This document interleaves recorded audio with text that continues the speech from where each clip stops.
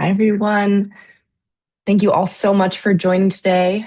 We are about to kick off the true cost of impact, funding what nonprofits actually need. Before we dive in, I'm going to make a few housekeeping announcements. Please note that closed captioning is available and can be enabled at the bottom of your Zoom screen by clicking the three buttons labeled More and then clicking the option labeled CC. We are dropping the instructions in the chat as well. My name is Sophia. I go by she, her pronouns, and I'm the Vice President of Programs at Philanthropy Together. Philanthropy Together is a global initiative to grow, connect, and strengthen the field of collective and collaborative giving with programming like the We Give Summit. So throughout today's session, please engage with us in the chat and keep in mind our We Give Summit community guidelines. And stay with us until the end of the session. We'll announce a raffle winner, someone who is here in the Zoom right now to receive their choice of a gift, a book, a card, a deck, or a training for nonprofit leaders. As you might know, this year's We Give Summit centers around community-based organizations and how all of us can give together to best support them. Because the organizations doing the most essential work in our communities are in a moment of genuine crisis. And collective givers, giving circles, collaborative funds, community donors are uniquely positioned to respond in ways that larger institutions can't. What you're going to hear today isn't abstract. We'll start with some data to help us all understand the moment that we're in, the trends that we're seeing for funding, and what that means for these organizations. Then we're going to hear directly from the people living this reality, leaders on the front lines of nonprofit and NGO work who know what it costs to keep the lights on, to run successful programs, to pay staff fairly, maintain compliance, and still show up every day for the communities that they serve. Our hope is that you leave this session with new language for conversations in your giving communities and a clearer sense of what full cost funding actually means in practice. So I'd love for us to start with the data.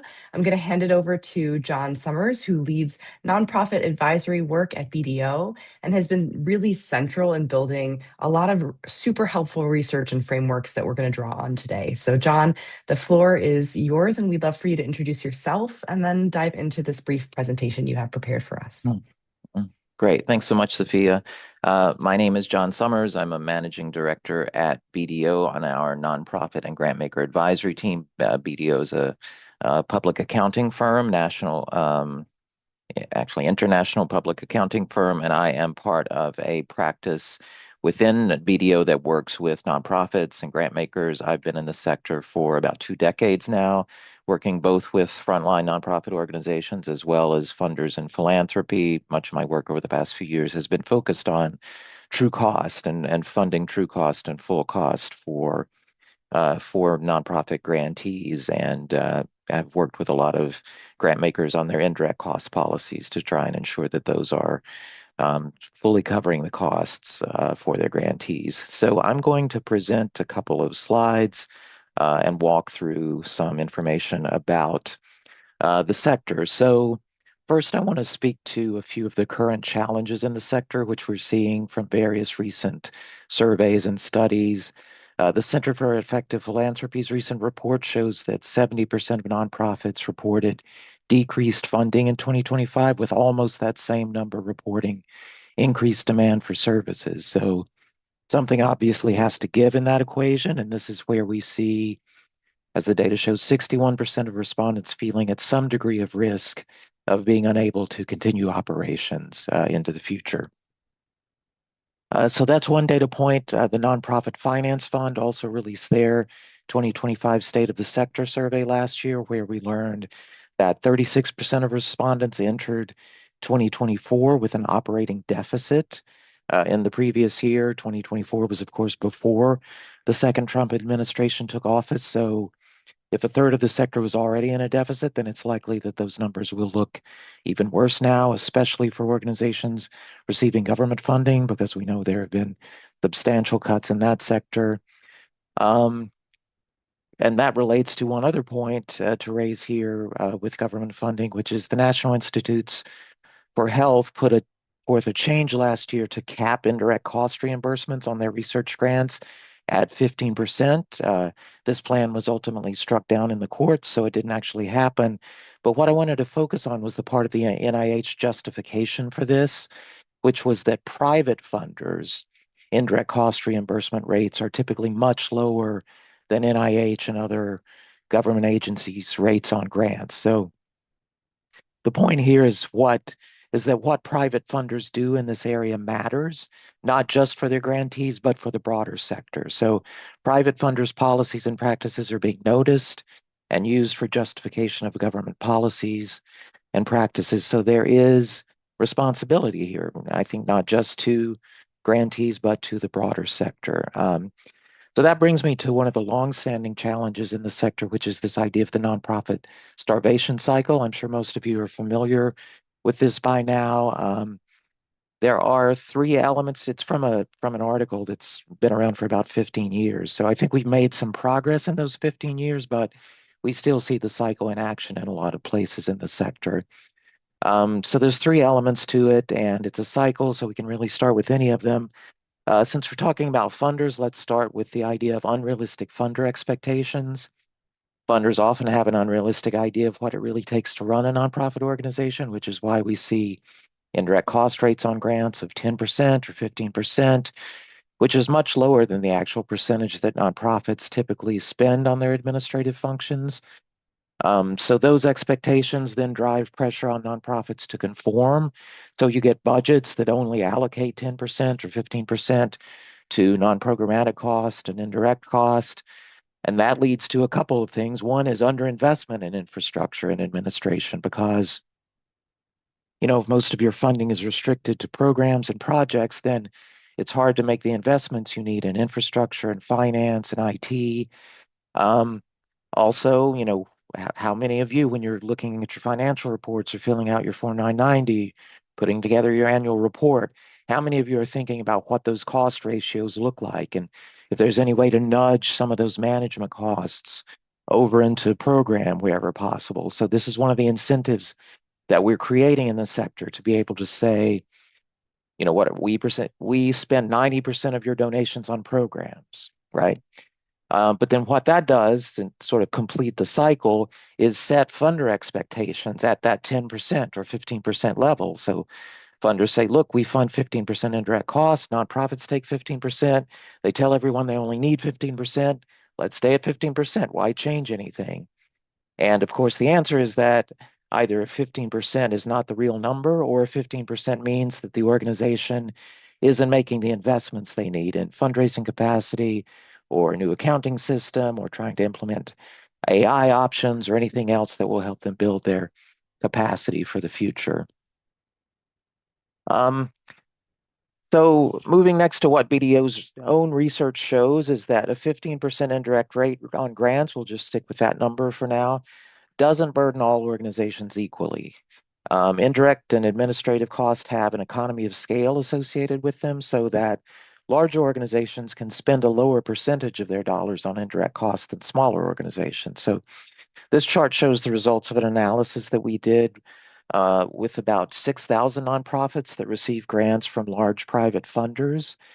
So that's a group of foundations that have engaged us to do analysis of their grantee portfolios based on Form 990 data. So what you can see is that for larger organizations, those at 100 million or more in expenses, they have median indirect cost of about 14%. So 15% indirect cost rate may not leave that much of a funding gap for those organizations. But then when we look at smaller organizations, really up to about $20 million budgets, the median indirect cost rate for those organizations is more like 20 to 25%. So a low indirect cost rate on a grant leaves a real gap for those organizations that they have to make up somehow. So BDO facilitated a funder collaborative a few years ago that was focused on how private funders can do a better job with this issue, what funding true costs could look like in a way that breaks out of this sort of starvation cycle and gives grantees what they actually need to be strong and sustainable. So the options that we offered as part of that collaborative, included funding actual indirect cost rather than some arbitrary number that no one can remember how it was decided upon or come up with. We developed a guide for nonprofits, and there's a link to it here in the materials, to calculate their indirect cost in a way that they could use to communicate with funders on what those costs actually are. And again, that's publicly available. We're happy to share that with everyone through BDO's website. Another option is just to increase the rate that they are offering in indirect costs. So whether that's an across the board increase, so moving that 15% up to 20% or 25%, or we've worked with some funders that implemented a sliding scale approach that acknowledges the reality that smaller organizations need more support for these costs than larger organizations. So we've worked with funders that looked at their data to establish an appropriate scale for their grantees on indirect costs. Option three is simply adding general operating support to project grants that grantees can then use for indirect costs or for investments in infrastructure or even to supplement financial reserves, which is one thing we haven't talked much about here, but financial reserves are critical for organizational security and sustainability, and those are hard to build when all you're doing, all you're getting is reimbursement-based grants and contracts. And then finally, our maybe most radical suggestion was to allow grantees to budget basically like consultants and vendors budget, which is to say, this is the price for the goods or the services that we are providing as part of this grant. For grantees, though, funders generally expect a budget that lists out everyone's salary and benefits costs and materials and occupancy and indirect costs and every other line item in the project. But this is not how funders deal with all of the providers in their world. There's also an approach that would say, here's what this project costs, and then the organization, the grantee in this case, can manage its own components and cover its costs and set aside a margin for reserves and basically organize things like most other businesses are allowed to.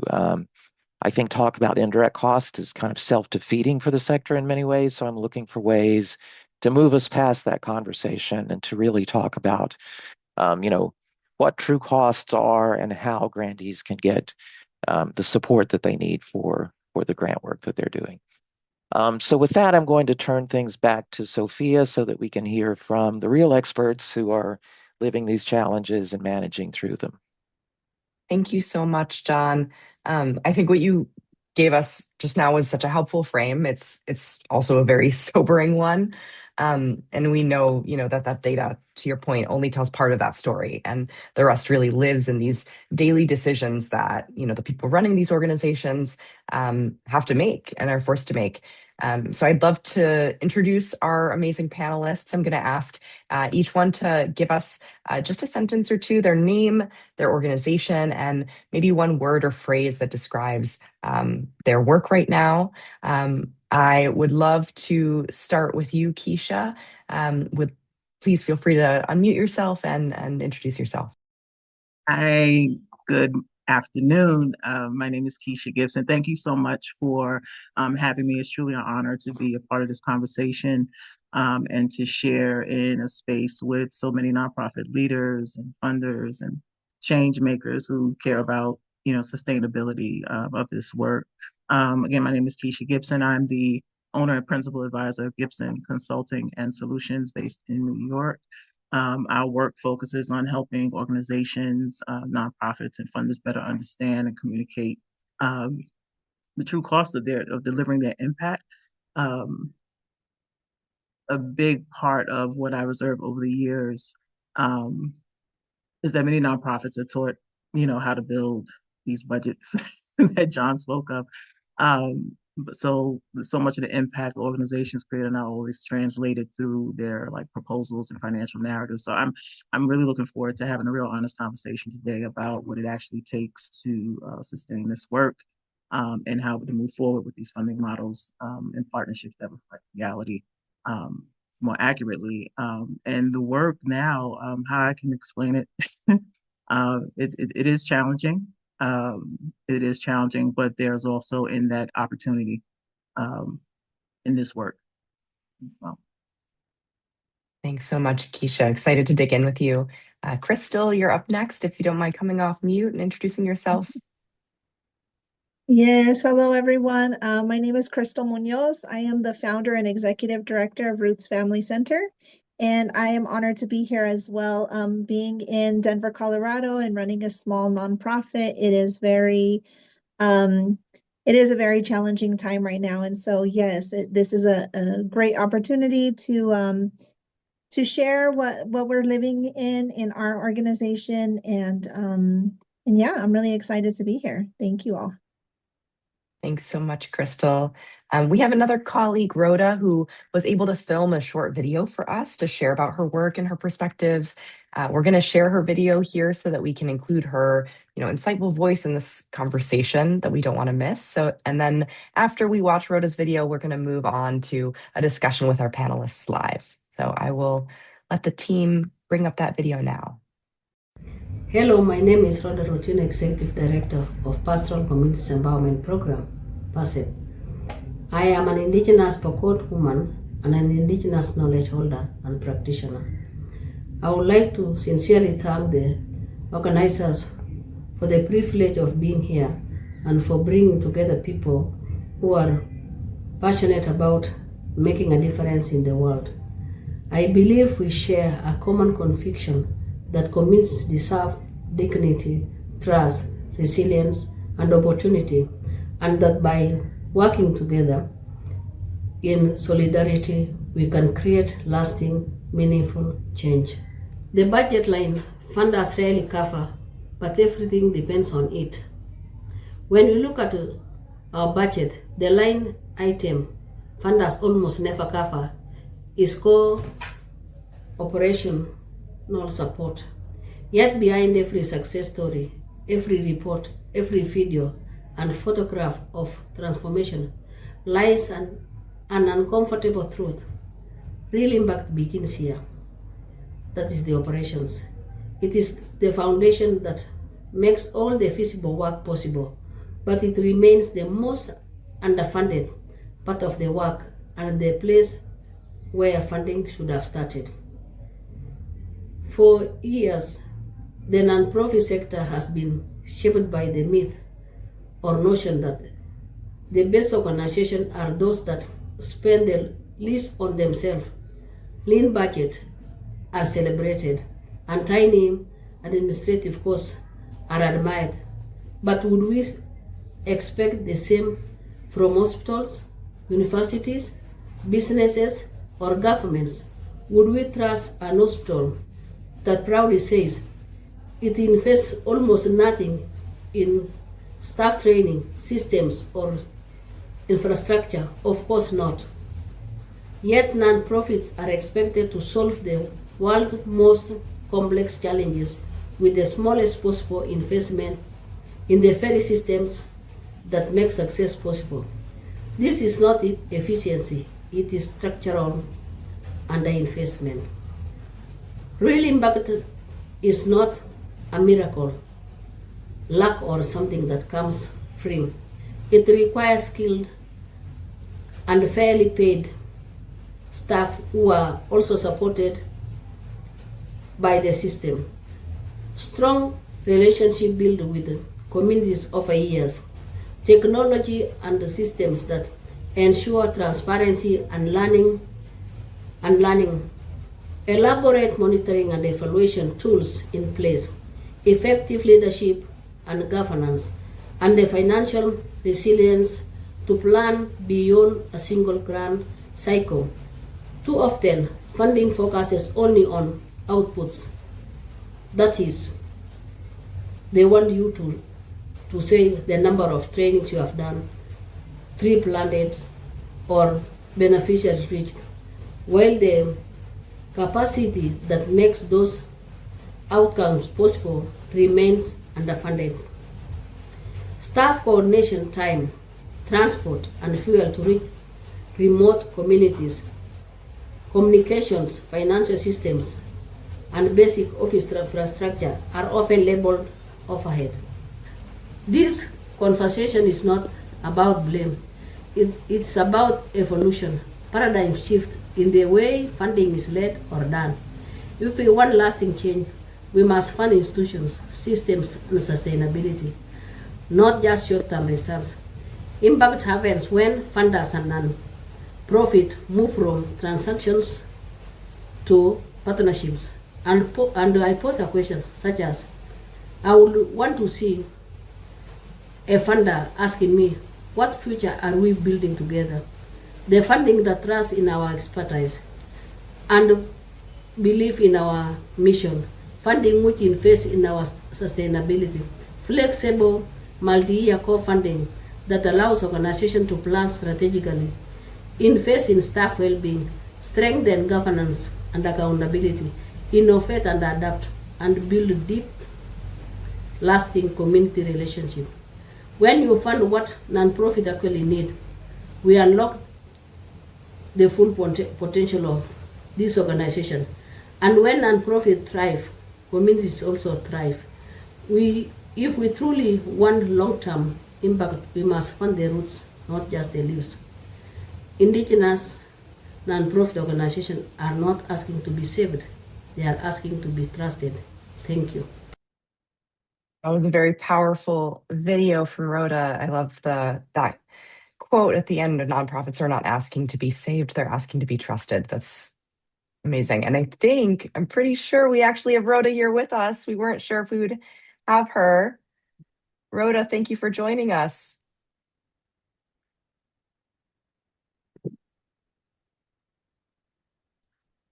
Amazing. Thank you so much, Rhoda. Yeah, we have just had the electricity going off. That's why you cannot see me well. We are using just spotlights. That is exactly what shows you the type of challenges that we go through. That's But right. I would like to say, yes. So I would like to say something small to finish. I just want to call all of us that today we have to take courage to fund core support, because that's the engine of everything. We have to do that so that people can have, or the non-profit can have time to strategize well, have enough time to report, not just chasing proposals here and there, because that's exactly what we go through. We normally say, what have you seen? I've seen somebody asking for proposals. So we keep on writing. So we shift the long-term transformational way of doing things to survival. And instead of innovating, we adapt. We want to survive. So, and also when we are on the survival, it means that the communities that we are serving will have to wait for a long time to get solutions that they expect from us. So I think all of us, we have to take courage and be able to fund what is right. Because if you fund nonprofit on what they need, you unearth their potential. And when you unearth their potential, they thrive. And when nonprofit thrive, it means that the communities thrive. And we shall move to self-determination, because we working with people who have already the resources. The population is a resource. The knowledge, the capital knowledge that they have, the spiritualities that they believe in, and all that will help move us ahead. So it's just my call that you have to fund the core funding, because the true impact, or the true impact, comes from the core funding. And the fact that we mostly say that the operation is very expensive, that's not true. The true cost of impact is not overhead. The true cost of impact is underfunding or underinvestment. Thank you. Thank you so much, Rhoda. Powerful words. And I can see in the chat that it's resonating with a lot of leaders who are here listening. I think exactly what you were saying about survival mode is so spot on with exactly what John was also presenting on, right around that starvation cycle. I think, I'm a social science nerd at heart, a social worker at my core. And so I think about like the Maslow's hierarchy of needs, right? When we think of a person, if we're busy, worrying about sort of the bare bones needs of our basic necessities, we can't evolve and innovate, to your point, Rhoda, right? Like we're too worried about the basics. And so I think that applies so much here to the organizations, and it's exactly what I want to talk more with all of you about. I'd love to ask you a question, Crystal. I guess my question is around, your your work with Roots Family Center, and I would love to just understand, what does a typical week of operations look like for you? Yeah, well, here at Roots Family Center, we offer a lot of home visitation programs. Our mission is really to grow the next generation of children who are compassionate and care about their community, but also understood that they're coming into this world with a culture and a background. And so we do a lot of home visitation programs because that's what our community asks of us. We have programs supporting families who are pregnant up until their children start school. And so we have a whole staff of home visitors who are from this same community. We hire from our own constituents. They've either been in programs here with us, or they live and breathe here in our same community, and they are preparing a wide range of activities, developmental um, materials, books, all kinds of things that they're taking into the home to support families. We have doulas who support also during the birthing time. So they're also preparing activities and going into the homes. And then we're also bringing families together, either virtually here in our location or in another community location, so that families can socialize, get to know each other, and really help to build their own social networks. So yeah, we are moving and shaking a lot of young families, old families, the caregivers who are taking care of the children while the parents are working, wherever our children are and whoever needs our support, that's where we go. It's amazing, Crystal. I feel like I could talk to you about that work forever, but I'm going to try and keep us moving. Thank you for so much for sharing that overview, though. I think it's a really great illustration of the real work that we're talking about here. Just a quick reminder to the folks listening in as well. We will have time after this discussion to ask these amazing panelists your questions towards the end of the session. So if you have curiosities that come up as you're listening in, please use the Q&A feature and we'll be able to ask your questions directly to them. So just a reminder there. Keesha, I'd love to move to you and ask you a question. As you mentioned in your introduction, you've worked closely with nonprofits, on sustainability and organizational health, both from the inside as a nonprofit leader and also, as a consultant. And so I'm curious, sort of from your perspective, what goes unfunded when, grants are more restricted to program delivery only? And I would love any concrete examples you have on, anything you've seen firsthand. Sure. Rather, many organizations have learned to, build their budgets based on what they believe funders are willing to support, and not necessarily the work um, that that's truly required. So, what happens is it creates a disconnect between operational reality and what appears on paper, right? Um, so what goes unfunded beyond the traditional, operating costs, admin costs. One of the big things that I think that goes unfunded is operational resilience.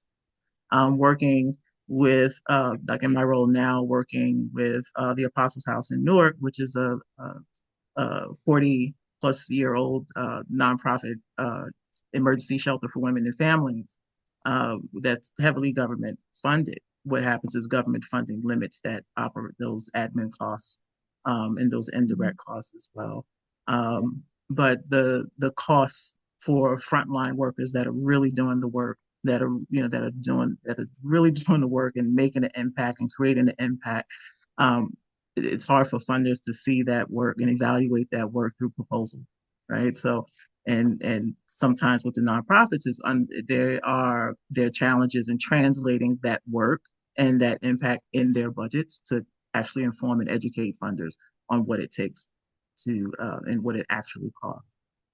But taking care of the staff, their mental health, making sure that they're okay. You have frontline workers working directly with folks who are dealing with homelessness, that are dealing with mental health issues, that are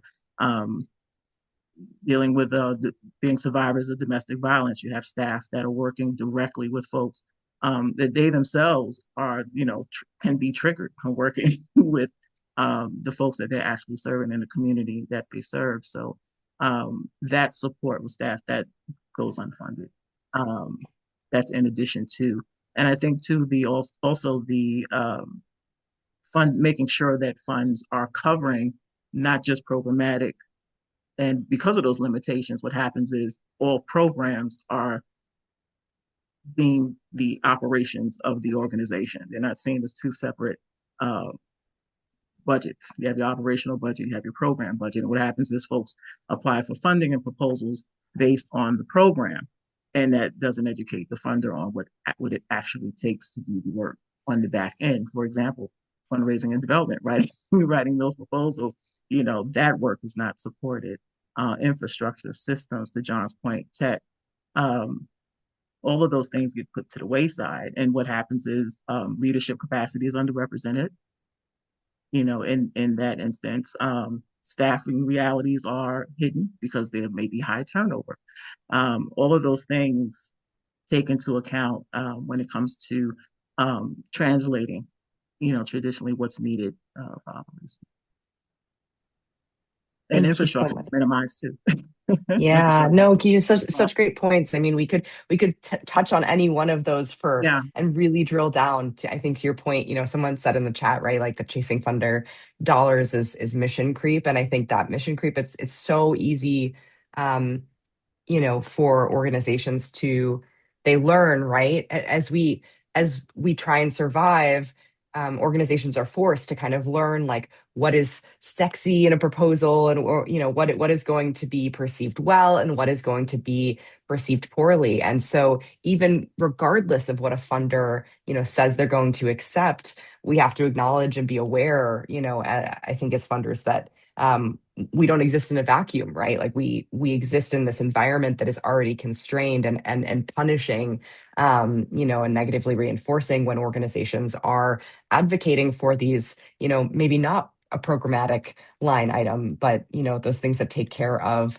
staff. And I think there's a very difficult double standard out there today, where there's a lot of talk around nonprofits and NGOs and community organizations, being more like the for-profit sector. We should innovate, we should compete with really great leadership, which there is a lot of value in. But then how do we do that if we can't invest in, technical systems that are lagging behind, and engineers who need to write that code, and the staff who are juggling all these programs, right? So I think there's so much there. To that point, Crystal, I'd love to ask you, you know what's one thing you wish donors understood about what it really takes to run a nonprofit, as someone who is juggling all those balls in the air every day?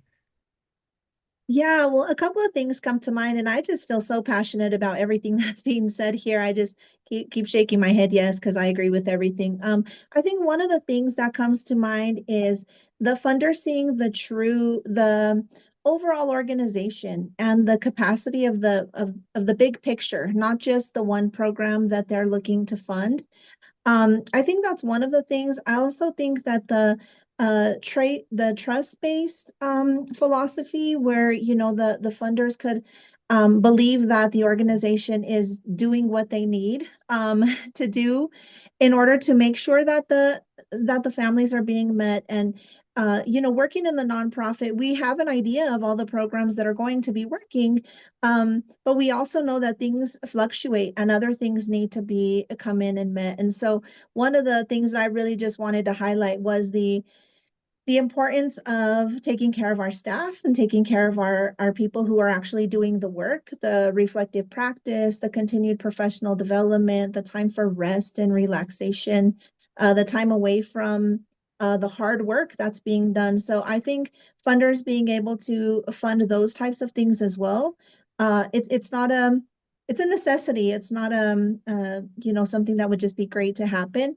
Our staff gets tired. We hear a lot of really sad stories of what's going on in our world, and we are here on the ground doing the work every single day. So being able to see the bigger picture, being able to support the whole picture, and being less of a stressor, being more of a support and a partner.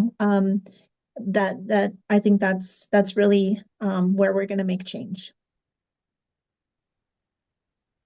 Thank you so much, Crystal. I'm seeing some awesome questions coming in as well that I can't wait to ask you all.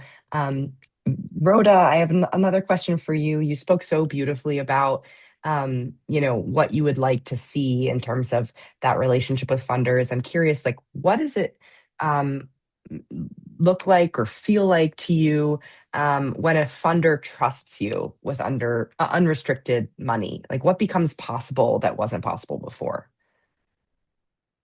Okay, that's a very good question.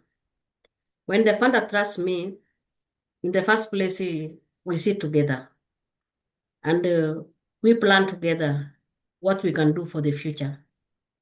That is what the funder can fund for the future, what I'm able to do for the future. And also, we are able to align our missions so that we do what we understand better.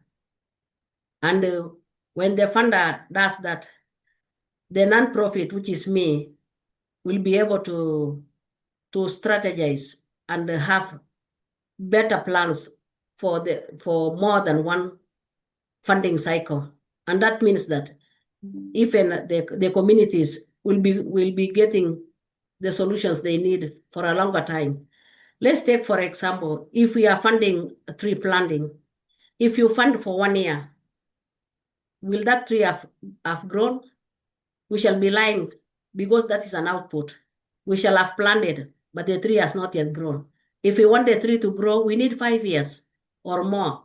When we evaluate 1 year, we are not evaluating the outcomes. We shall be evaluating outputs, which is not the right thing that we need to do between the funder and also the funded. So I would be very happy and comfortable, and I would be very able to work with the communities in a comfortable way, understand them, be among them, and be able to move with them. That means that when you tell me like that, it's like walking with me and working with one another, we shall go very far. That's my belief. Thank you so much, Rhoda. That's so beautiful. Yeah. And I think what I'm hearing there is patience, right? It's like trust and patience are so important here. John, I'd love to ask you, you laid out some really beautiful and practical calls to action for funders to consider that, help get at, solutions to this like true cost problem. I'm curious, like if you had a funder or a giving circle, coming to you and said like we want to be the most useful funder, right? Like we want to be the opposite of this problem. What would you tell them to do first of those things? Like in the triage, like what do you consider to be one of the most important steps that they can take? Well, I mean, we, like many in the sector, always advocate for flexible funding as much as possible, sort of listening. We all talk about listening to your grantees and obviously engaging in conversation and listening. But another way of listening to your grantees is just allowing them the resources and the funds that they need to, run their organizations in the way that they, as leaders of the organization, know what is needed and know what it takes. So like putting listening to grantees in action means making that funding as flexible as possible, general operating support, multi-year support, all of those ways that we talk about in the sector of um, uh, you know giving grantees the leeway and the runway that they need to make decisions and to make investments. So, and indirect costs is fine. All of those other things are fine, fully funding the costs of programs and projects. And there are legitimate reasons to do, programmatic or project grant making. And so being sure that you're supporting those grants with appropriate, operating costs, indirect costs, whatever, that's all important. But really that idea of listening to grantees, again, includes, providing the support that they need and allowing them the flexibility to use it in the way that makes the most sense. Thanks, John. Super powerful. I want to make sure we have time to ask you guys some of the questions, not from me, but from the audience directly. So I'm going to do that. I'd love for the panelists, if any of you have, a burning answer, feel free to jump in. It's to all of you. The first one that I want to answer or ask you all, I think is really interesting. This person says, as someone that works with the frontline workers but isn't in a leadership role in my organization, how would you suggest we get in the room, so to speak, with funders to actually educate them? In my experience, many of us are not able to speak directly to the funder and don't have enough power in our role to offer up feedback to our executive leadership. Can anyone on the panel name specific experiences or opportunities where they were able to talk to a funder and how that was orchestrated?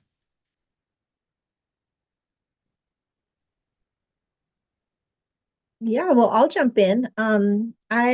I think it's really imperative that all of our staff and community have access to funders and board members. And I think this is what's flipping everything on its head. And flipping everything around for us is because we're also used to being in this power structure that we need to change that up. And so the funders often want to just talk to the leaders, and we really encourage the funders to talk to the people who are actually doing the work.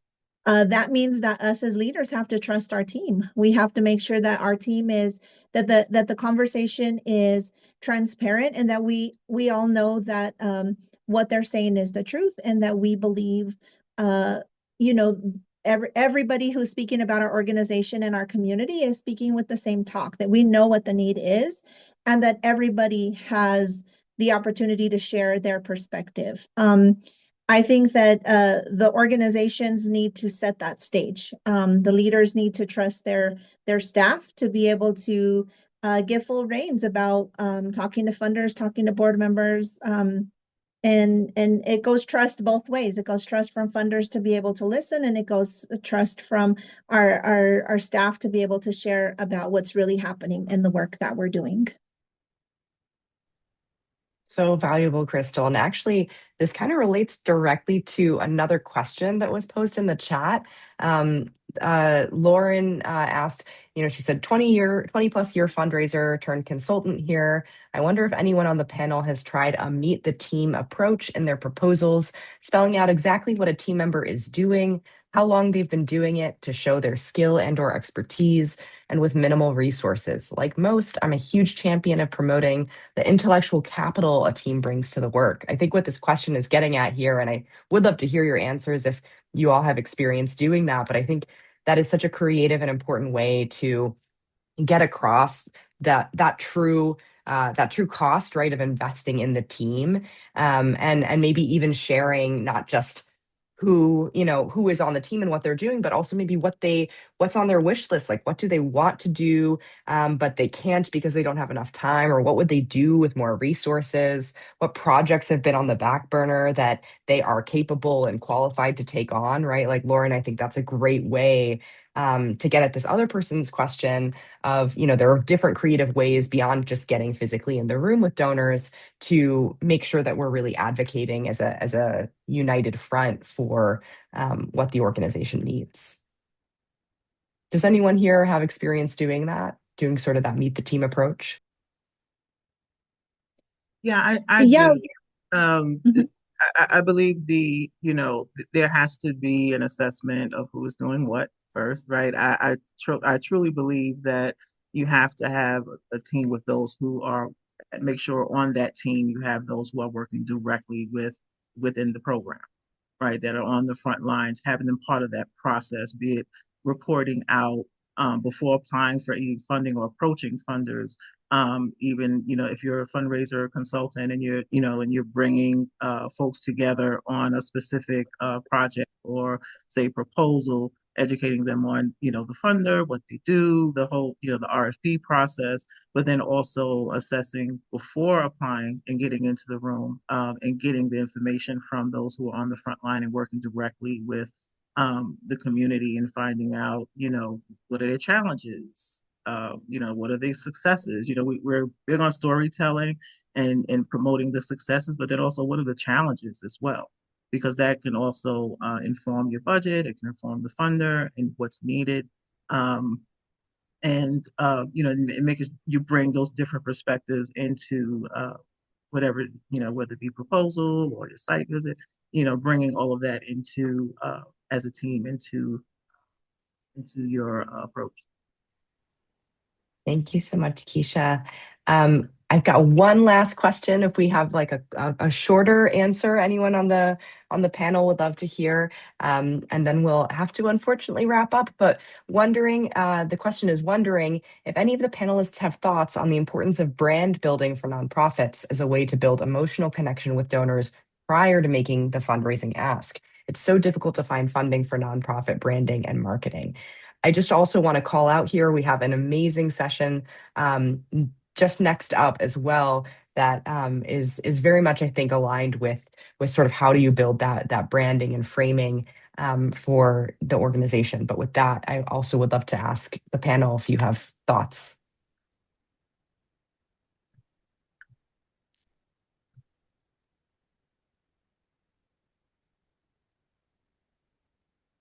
I think emotional connection doesn't, start at the fundraising ask. It starts long before that. And through, consistent storytelling, visibility, trust, communication. The challenge is that, branding, communications, donor stewardship, and relationship building are often viewed as optional, or as an administrative expense instead of part of the sustaining the infrastructure. Yeah, absolutely. Thank you, Keesha. Thank you, Crystal and Rhoda and John. Before we close out, I just wanted to name a few things that I heard, and I think we all heard today, because they deserve to travel with you all as we move through the rest of We Give Summit and our work weeks. I think first, infrastructure is the mission. The overhead that funders are hesitating to cover are, very much the work itself, and can't have a program without the foundation that it sits on. Second, what I'm hearing is that trust-based funding isn't all that radical. It's sort of accurate, right? It's covering real costs, giving multi-year, asking for what's needed, and then addressing those needs. None of that is really avant-garde philanthropy. It's just funding that reflects, how organizations are actually operating, and what generates greater impact. So I'd love to ask those folks who are still listening in, to take this with you, ask those grantees and those relationships that you have with community organizations about their indirect costs, and consider giving unrestricted. And I want to also leave folks with calls to action for those that are working in community organizations. Consider some of these creative ways to get those things across. I also want to announce our raffle winner for today's session. The winner is Sarah Brown. Please check the chat for a link to claim your gift. Thank you all so much for joining us. We really look forward to seeing you at more sessions today. Our next session is Framing Mindsets and Movements from Big Ideas to Practical Know-How, and that's just in a few minutes. So we will see you there. Thank you so much for all your time, and thank you again to our panelists.